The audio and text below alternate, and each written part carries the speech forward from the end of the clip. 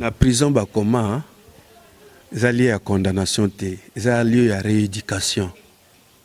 Bien que condamné, mais mention lieu de rééducation. C'est tout comme la punition aussi. Ils ont rééduqué mutu. C'est-à-dire surtout punir bango. Mettez-vous, ne venez pas à nos séances de répétition, conseil et ainsi de suite. Durant telle période, ça montre directement que ça punit pour réparer les fautes qu'il y avait. C'est un centre à rééducation.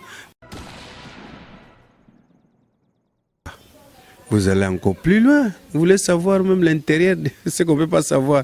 Même de son vivant, Papa Wemba, lorsqu'il signait des contrats, les gens savaient. Les gens ne savaient pas. Les contrats, ce sont des clauses, ce sont des choses qui se font toujours en catimini. Ce n'est pas quelque chose à exposer comme ça, non. Je ne peux pas dire que, voilà, Marie-Rose, le Zolo qui fille, la femme de Papa Wemba, va signer contrat. Non, non, je ne peux pas dire ça comme ça. Mais est-ce que vous avez un contrat? Le contrat auquel, et le contrat, il y a même un contrat. Mais, avant d'avoir un engagement, il y a un contrat. Il faut aller bas. Maman, voilà, il y a un contrat qui m'est arrivé. Voilà, est-ce que je peux m'engager pour le groupe? Ah oui, j'ai un contrat. Est-ce qu'il faut que maman mette mon colo tonaye?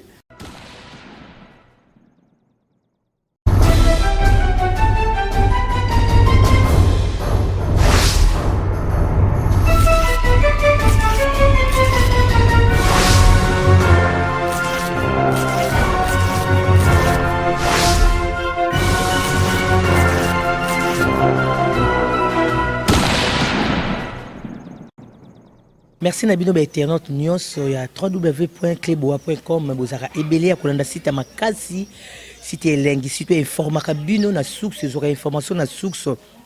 Merci na tonton Mbanda de la nation en confiance na confiance au pesinga omba potongo la valeur ajoutée de la presse congolaise na sala musala na kati ya site makasi au Cleboa so na ndimi c'est parce que depuis que site oyo isara ba titre solo ya lokutate. Voilà, merci beaucoup na yo Pichu Mangaya, merci beaucoup. Nayope Herman Amporio, merci nayo Freddy Akimbe, babi wana mupanzi na nga kwa poto za na komba kaji melelo. Non nga mo mesa na nga buinga mona na Cleboa, komba kaji pe bomo na rango et au sala bien mingi. Lelo te ko luka moko ya chancelier, les grands chanceliers, il y a mboka na biso RDC, il est vraiment grand, il est vraiment un grand.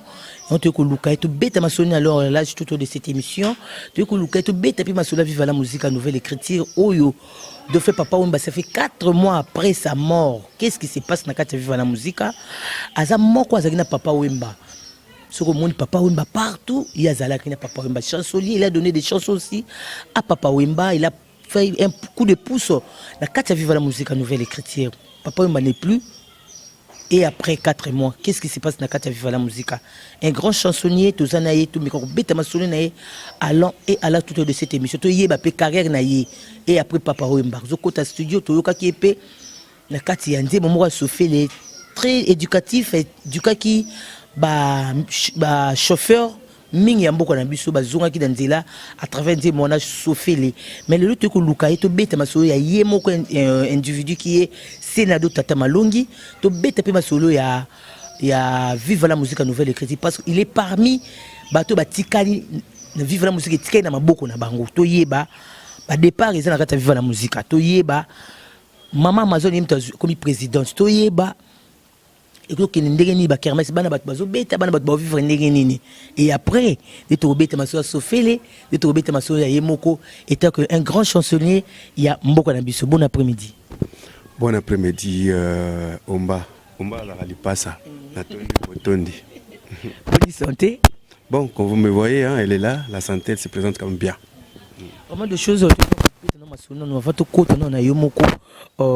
étant qu'un grand chansonnier à Mboko Nabiso, Toyeba Nano, santé à vivre la musique.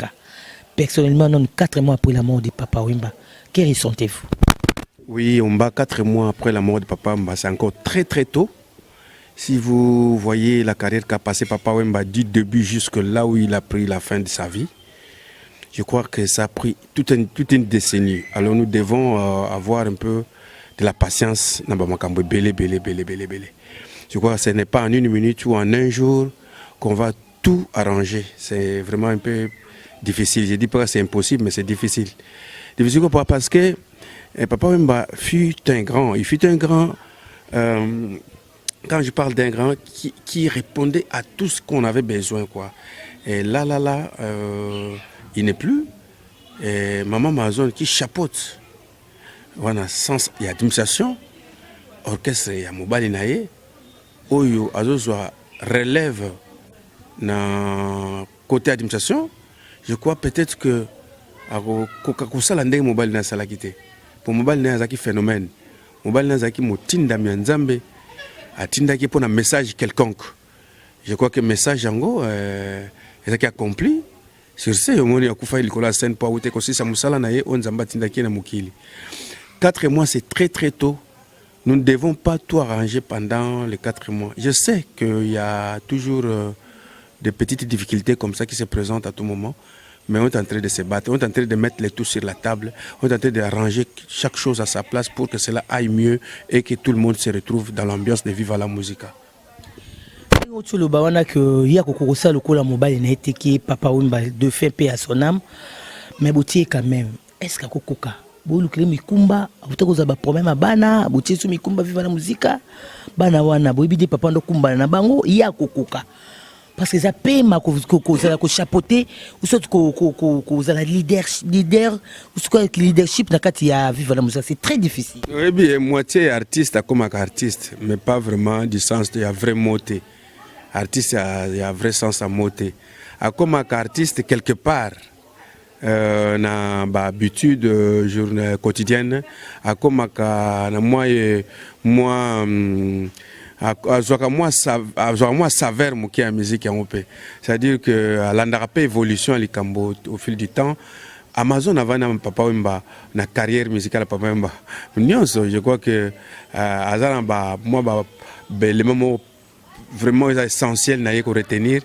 Et puis c'est une maman qui a été quand même au banc de l'école. C'est une maman qui a la tête. Moi je crois que c'est pas pour rien Tolingia parce que vous savez hein, il a représenté valablement Papa Wemba quoi. Azamo Panzia Papa Wemba. Alors qu'on peut négliger. Luzolo Marie-Rose, c'est la maman qui chapeaute maintenant l'orchestre. Acceptons ça dans ce sens-là. Pas trop de commentaires en bas. Ça va. Boluka polémique pendate. Et ça normal, ça juste. Ils ont qu'un bien. Babi Faïga yo CVC dans 2 ans. Avec ces deux penane ni pela comme présidenté. De ton nom na papa penane ni CVC dans en plus pour oyebi ko koma oyemba rapé. Ça n'a rien à voir. Peut-être ngana yebi ko organiser té. Peut-être n'a pas défaut na ngai. Je crois que encadrement kasiango nos salate. Ah oui, qu'est-ce qui se passe? Il y a une température normale du groupe. Je crois que c'est ça qu'on doit défendre en premier lieu. Oh, tigal ba chefferie ou quoi que ce soit là,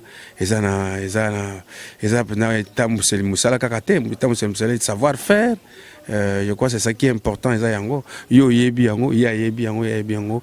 Ezateka fona dans la présidence, Pourquoi au moment où Kolo Makambu yemoko a succédé bloco tout maman Azali pour n'a qui n'est la présidente de quoi je trouve pas à moins peut-être le banana toujours je demeure toujours le directeur artistique de ces groupes là et je demeure toujours la personne qui fut tout le temps avec le vieux qui connaît certaines choses. C'est comme a dit Jean-Jacques Mondonga qui fut président de notre organe ici comme Sokoda. Jacques Mondonga qui travaille avec Blaise. Tokuta naye na manifestation moko alobi nanga Sénado je te cherche depuis tout cela je t'ai pas vu mais croyez-moi à ce que je te dis Papa Wemba ne parlait pas avec toi comme il parlait avec tout le monde. C'est Jacques Mondonga qui m'avait dit ça. Moi je dis non quoi. Je te répète la phrase que je te dis là, retiens ça bien. Papa Wemba ne parle pas avec toi comme il parle avec tout le monde. Et je sais de quoi je dis ça, je sais de quoi je parle. Moi, je crois, dans mon cœur, je lui avais donné raison par rapport à beaucoup de petites choses qui s'est passées entre moi et Papa Wemba. Dans l'intimité de sa dernière vie. Je ne dis pas que ça, depuis le début de sa carrière, non. Au moment où je suis venu, au moment où je suis venu à ses côtés, moi, je crois qu'il y a eu complicité qu'il n'avait pas à faire avec tout le monde. Non. Ça, je parle ça musicalement. Je parle ça quotidiennement aussi. Oui, oui, en tout cas c'est ça. Autre chose, non. Parler de Luzolo, c'est elle qui nous chapeaute. Nous sommes là pour encadrer les groupes, pour que les groupes soient toujours forts et solides. Voilà, pour que le groupe soit fort et solide, et c'est très bien dit Vesinado. Et on continue avec Vesinado. Tous comme ça, Sikoyo, Boli Baïté, Azaki Moko, il y a Ami Teme, Ndeko, il y a Papa Wimba, un grand chansonnier, il y a Mboka Nabiso. Dimena. Dimena. Voilà, c'est l'ambiance. Voilà, comprenez que moi, je suis vivre la musique. Donc, je suis vivre la musique.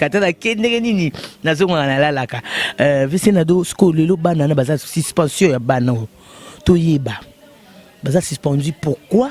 Et qu'est-ce qui s'est réellement passé? Parce que Toyoki, dans les médias, dans la télévision, que le musicien de Viva la Musica ont été suspendus au sein du groupe.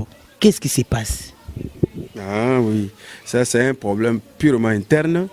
On a regretté d'être comme médiatisé. Ça ne pouvait pas être médiatisé, bon, comme vous voulez.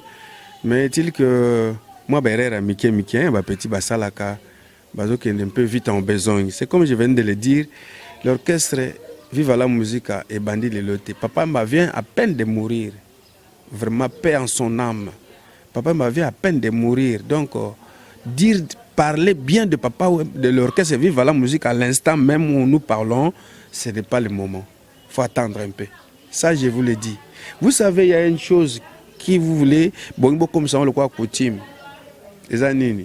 Ezali, kokanisa soki artiste akufi orchestre foi kufakaka. Coutume wana ezalaka coutume te. Ezande bon solo bongo ba groupe théâtral groupe théâtral ya paix à son âme, sans souci Mokilingonga que j'aimais beaucoup. Groupe naïsa qui existait avec président Poudre de Chasse que j'ai salé en passant. En tout cas à présent nazwata moi donc voilà à peu près que et là on aurait expliqué pour na vivre la musique bana basale moi berera mike ezalaki nini production moko ba producteur mo ba utai matadi ba mona kibiso ngai na chef d'orchestre na Marie-Laure Tosha Fulakanda na Marie-Laure alors totali ndenge bayaki ezalaki bien te ezalaki penza dans ba norme te quoi to binono biso pe ko beta siko tozana na pré pendate en tout cas tika na concert wana alors bana basali moi mayele na bango moko boye ba vira ngo ba yokani ba ça en quelque sorte moi nzonzing mais au nom de Viva la Musica oui bon ce sont des choses qui arrivent. Nous ne pouvons pas dire qu'on va mettre la croix. Non, non. Maman s'est fâchée. Elle est maman. Maman on va toujours l'apaiser à sorte que moi ici on va faire en sorte que bon, on va organiser ça quoi, on va arranger tout ça. Ce sont des choses qui arrivent. S'il y a mbeba, il y a punition, on doit les mériter aussi. Nous n'allons pas laisser les mbeba.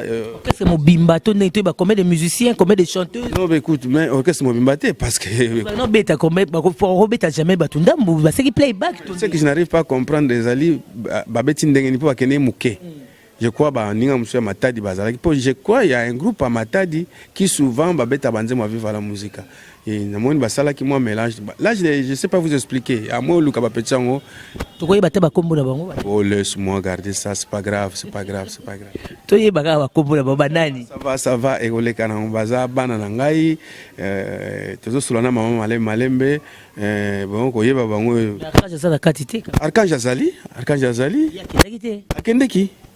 Le golo likoyeba Archange akendeki omba olingo yeba trop Guilhem Adova kendeki Zamba kendeki Daddy Peuf kendeki pour ne citer que cela. Tu vois, et moi ce sont des choses qu'on va parler dans la famille. Et ça n'a pas grave peut-être pour les alawano bazabana to yebi ke tango ya on a bisa kio auto kufa très tôt ba mo ba rebelle ko salemaka on est bandé. Même après la bombe après faut s'attendre à tout dans vivre la musique parce que papa déjà a une maîtrise na bango mais est-ce que après papa parce que toujours batté bombe c'est la après déjà prêt à la bombe après On va net bombe nini. Bombe kozala à quoi musique nini nani orchestre monsieur Kobeng ça ba on bien pèse ba Kobeng ça ba moi paquet ça ba OK sous.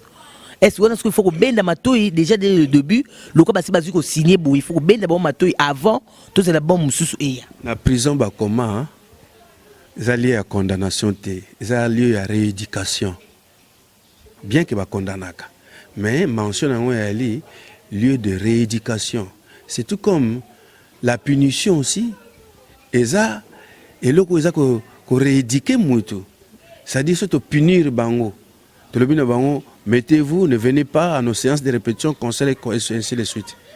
Durant telle période, ça montre directement que ça punit pour réparer les fautes qu'il y avait. C'est un centre à rééducation. Moi, je crois que c'est dans ce sens que nous devons comprendre la chose au lieu d'aller plus loin. Si une punition, voyons voir. Ce comportement, ils ont changé. Pour moi, nous avons raté. Écoute, on le châtie, hein? on le fout dehors. C'est comme si chez moi, si un enfant n'obéit pas à ce que moi je veux, je le fous dehors. Et heureusement pour moi, je n'ai pas un enfant pareil. Voilà, Vessinado, merci beaucoup. Avant tout côté, on a ma solo, tout clore, on a ma vive la musique, tout bête puis ma solo. Il y a Senado Tata Malongi. Tout est parce que pour n'a pas contrat. Est-ce que maman Amazon est présidente? On nous a là.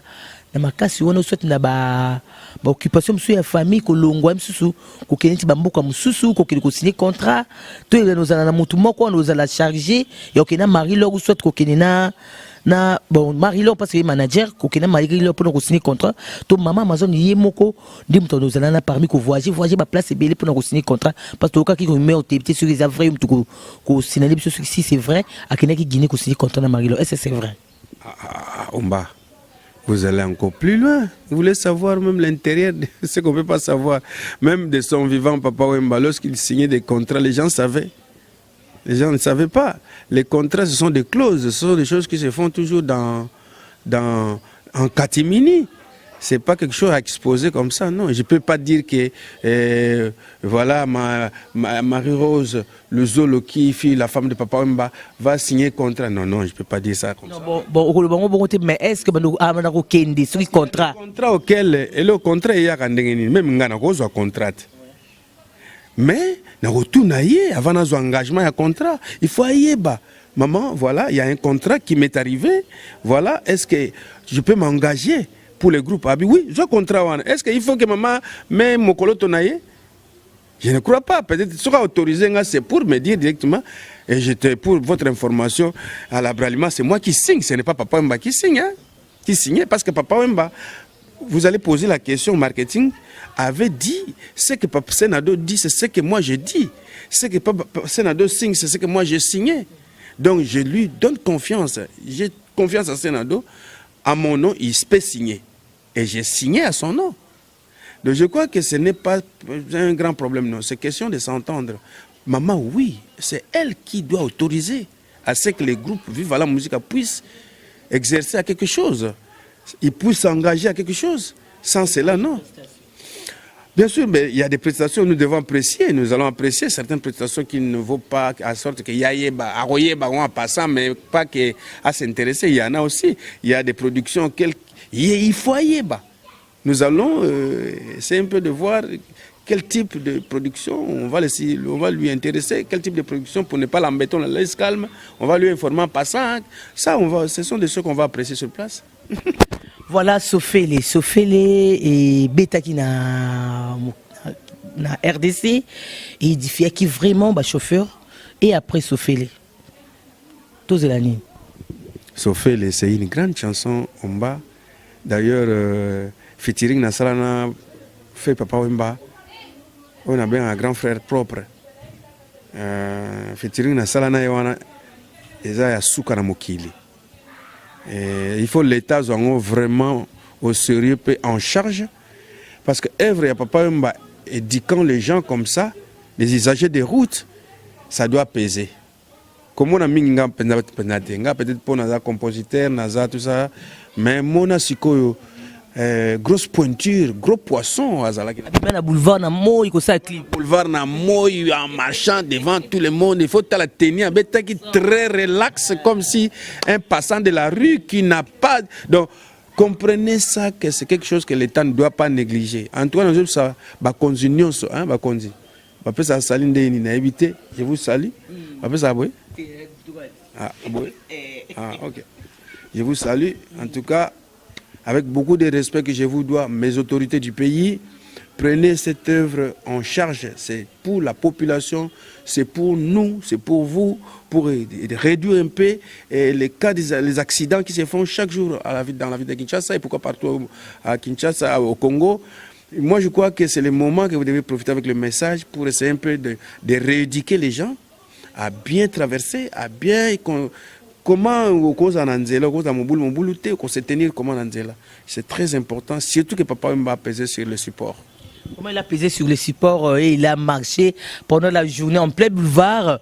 Papa Mbappé à son âme. Vraiment, est-ce que vous avez un coup de fil à moi, je dépose ça toi qui est la troisième année. La troisième année, depuis Sophie les gens ont marché. Est-ce que vous avez un coup de fil à moi, c'est un autre tata malongi ndeni. Les camons boy moi, au tata carabira. Oui, mon père Sophie. T'es nanouté, t'es le couteau ma benanouté. En tout cas, le couteau ma benanouté. Sauf que, bakonzi baza kotala baza koyoka baza. Etense babeta ngo makasi. Oui, mais na sala ki on pona population profiter message wana, na sala ki on pona ngana ndako te. Na sala ki on pona ngamo te. Na sala ki on pona radio somme. Si il faut beta pour population profiter message wana. L'état a royé bakaka. Ouera que je salue en passant, ouera son présent, ouera son à maison mère.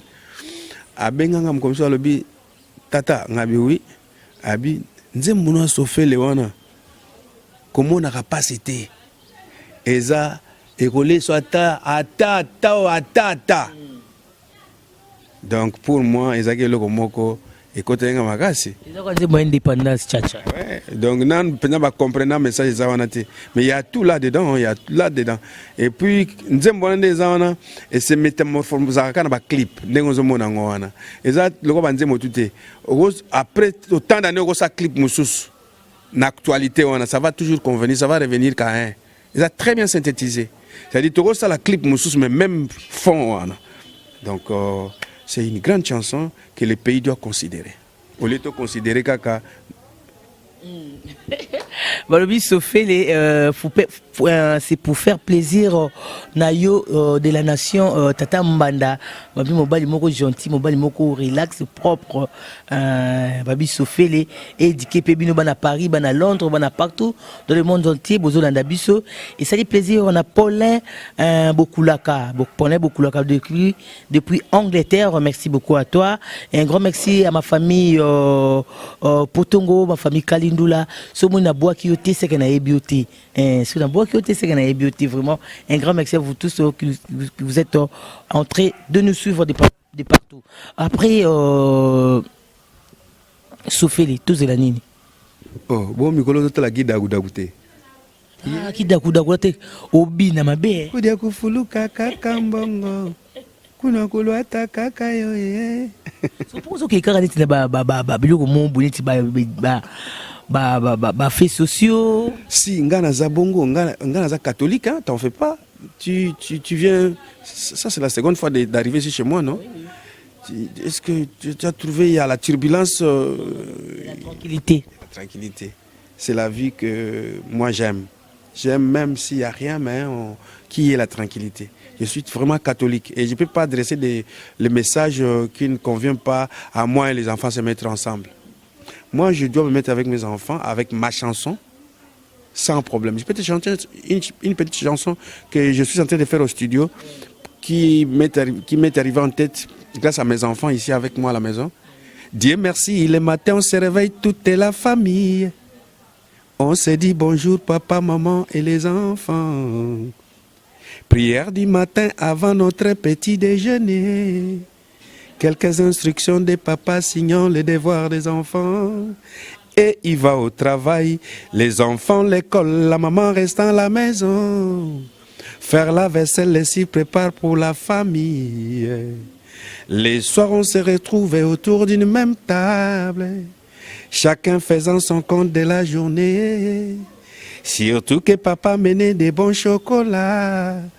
On est vraiment région là, on se sent bien comme un poussin couvert de plumes de sa maman, cherchant la chaleur pour la survie, comme un berger avec ses agneaux.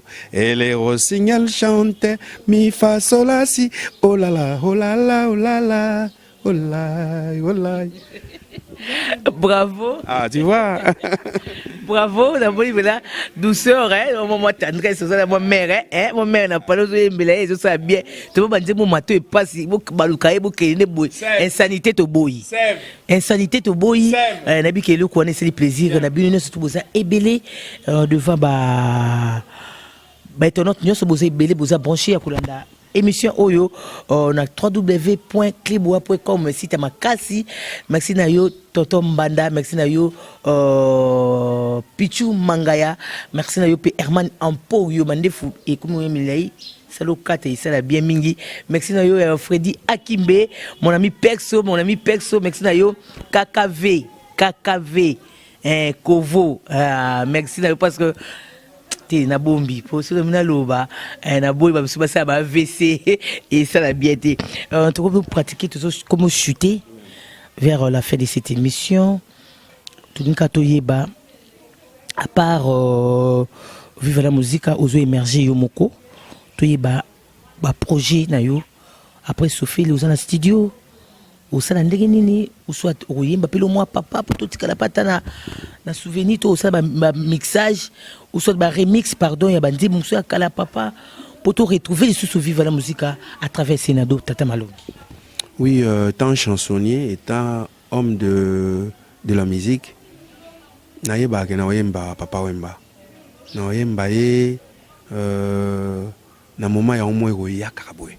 Une grande chanson qu'on a mis sur table, que papa m'a mis sur table. Oye moko nzembo ngona zolo elelika ye moko. Blessure. Faut ça là. Je dis que les blessures mais bon à la hauteur au moins. Faut pas au ça là. Oui, d'accord, il y a blessure. Oye bi confidence ezala ngana papa wemba ezala ki ya osakanate. Blessure bimana liwa ya MNA. Il pleuvinait ces jours-là. Il y a une blessure.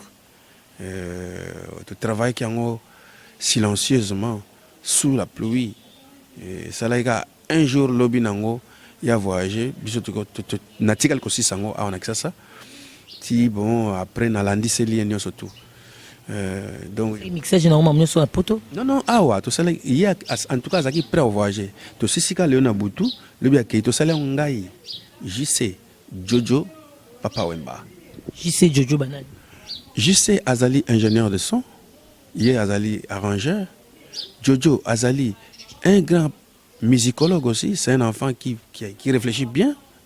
C'est un petit qui réfléchit très bien. Que chaque fois s'il y a quelque chose, c'est avec lui qu'on faisait. Il n'a pas participé. Belé. Je crois que vraiment tout ça, là, mon colombo boutumoko. Après, on a produit fini. Nazu yango. Toké Sultani a sali clip wana. Avec Kéran, aussi ça n'a voyagé n'a pas quoi que poto. Ngana tigali ko landela on a Kéran ko mixer image et tout sili dimanche na on a largué on a Caribou d'ailleurs je me souviens na kena on a Caribou Dieu donné bonjour en passant babi non oye na ngozo tangate Caribou c'est bandi kuna na poto basi ba alerter ba tout bazo tala tout ça et le papa mbasa il est mené.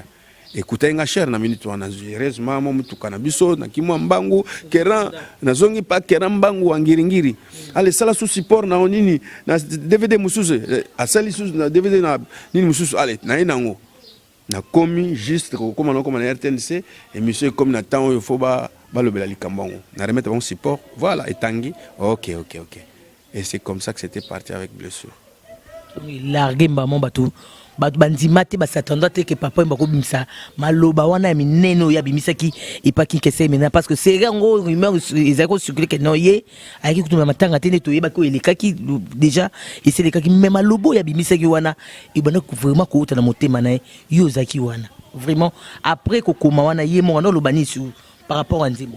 Oui papa mbazaye mutamawa mingi Papa Wemba ne supportait pas ba choc à ma casa zaolela. Ngai tina commis boy témoignage paix à son âme, on le répète encore. Tina commis boy na travail na artiste belé, je vous jure en bas. Na travail na ba JB, ba Wera, na travail na ba Defao, na travail na ba artiste belé. Mais je dis pas que baza m'a bêté, non mais Papa Wemba aza moi modèle. Azaki modèle. Calculer Papa Wemba, nga naza originaire ya Kingasani, Kingasani pena ya kati. Nga na koli kuna. Donc, maman nga otokufa na mois janvier. Baké nzela moko na maman na ngai. Mais na janvier, le 5 janvier, maman nga kufi Papa Wemba alongwe na ndaku na eti Kingasani na kati kuna. Alelisi ngai ko banda 18h30 ti 23h na comment qui malaise parce que tel milieu on batu bazo bukana bazo yana ndenge mona bi ah on a un problème. Est-ce que vraiment il y a pas moyen na pousser au côté mutuka bi non sois calme, qu'est-ce qu'il y a? Non la maman na ngate pona bango, c'était comme ça qu'il me répondait. Alors on a zoloba ba we se boka maman na ngai so za koyoka vana na Papa Wemba sika moko.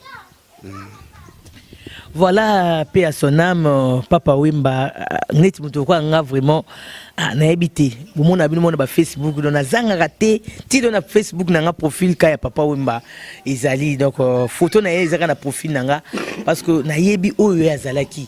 Yemo pa mi yebaki oyo ya zaki ngo zaki simple tellement que ami yebaki oyo zalaki. O bolo baka mi yebaki te ami yebaki oyo zalaki. Nga na yeba rêver sur le makoba kufi. To continue ta morgue. Nyoka longo Papa Wemba ngana caméra nazo filmer histoire vraie visi na do azalaki papa kota na morgue ya Ngalema na bike bana poto bozolanda boyebi Ngalema ne ezala boa Kinshasa Papa Wemba kota azolela miyo ezo bimaye nyoka longo asimbiye alongole loboko donc azolela we usalinga boye pona nini ngape na caméra na ngana nazo filmer parce na filma rapé nazo filmer nazo image journée après 2 semaines.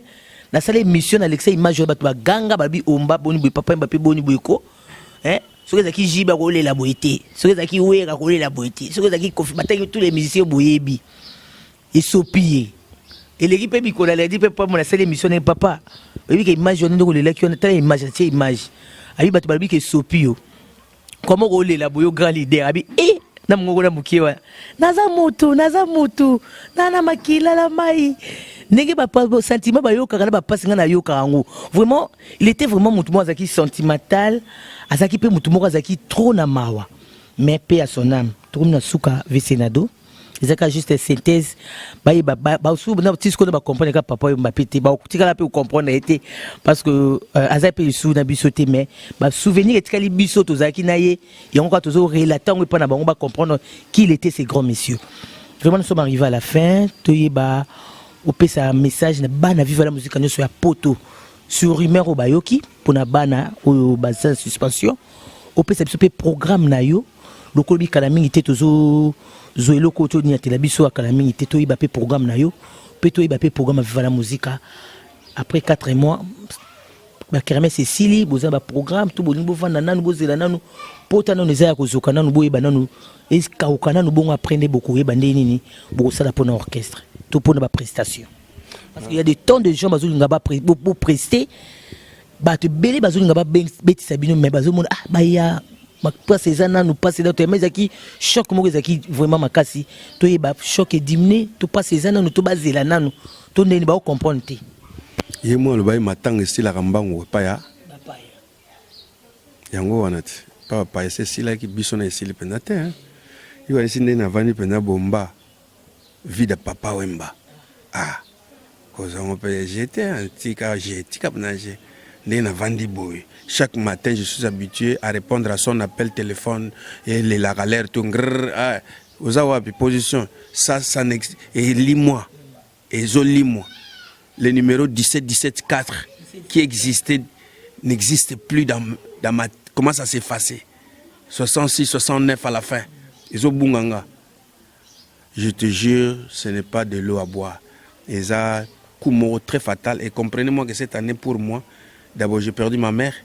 Et j'ai perdu mon grand frère, à tout moment ya vie tozana ye o abana ko edenga pe na vie na makambo ebele eza facilité bana poto na oyebisa bango moi patience moke o vivre eza ya bino et kotikalaka ya bino jamais bobina na loketo bobinaka toujours na mapeka bana vivre babina na loketo te ye mo alobaki yango babina lipeka ya bino yango wana eloko tosenga bino ezali à tout moment bobengaka biso bo réconforter biso boko réconforter biso moralement financièrement et na tout boko réconforter biso nango d'abord numéro tozopesa neti ya ngai o numéro bona bo je répète 00243 99 99 71 199 bino molobaka 00243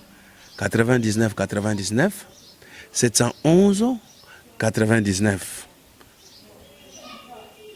donc dans le baki 00243 99 99 71 199 je crois numéro wana so bo bengi bo zangai ne so pe bo bengi bo za posa marilor bo za marilor so za posa ya chef Toshak Folakanda ozoye ba numéro ba pe bo za na bo benga bango c'est la même chose parce que bureau est vraiment soudé siko ya osarate bureau est vraiment soudé et puis nazub ça omba nazub ça na ba journaliste de moko bazo panza sango mo ya mabe disant que bientôt il y aura 2 3 vivas 4 vivas non c'est pas ça c'est pas vrai vive zaka moko il y en aura plus 2 3 4 non et vous allez rater au musona so vous allez un jour les amakambo wana te za makambo susu vive ya papa mbeza moko que nous sommes en train d'encadrer pour ne pas dire diriger c'est-à-dire que yango wana oyo biso tozotala yango wana oyo ya tiki ba sponsor. Donc voilà. Qui était le sponsor bazali? Oh, bon, ba sponsor so mutu akufi na ba clause ezaka so mutu akufi ba sponsor mbala mo bokati confiance. Ba clause pe na kati ya clause ba likambo bengi confiance ezali. Kasi ezatika so mutu akufi bongo est-ce qu'ibi? Est-ce que a abusé brutalement yemoko? C'est la nature. Ba norme ezali. Ba contrat na ezali très bien.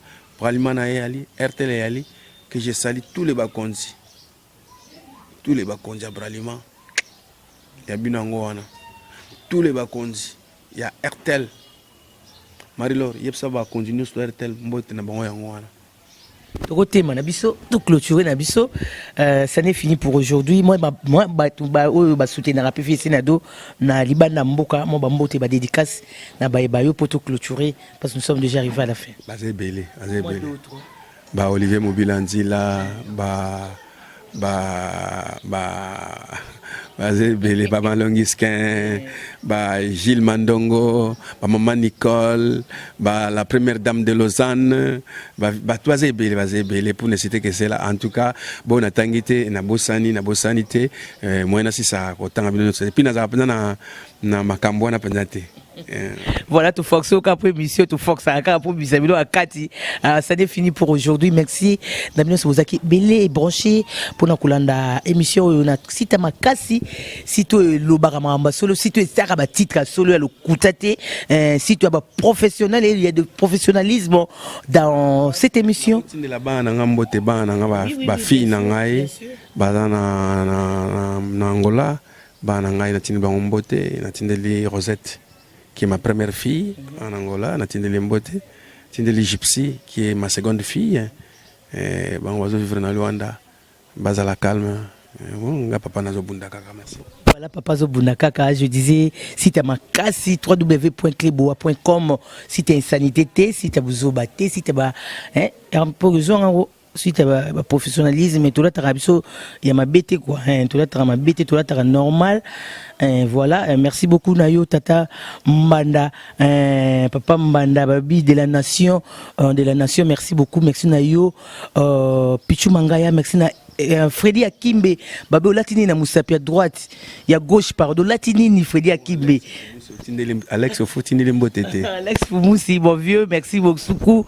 Hymne national de la part. Babi, on a bois qui ont été na Ebioti. Numéro affiché, on a benga, hein, solo là, bas solo. Allez, bye bye. Herman Ampoyo, bye.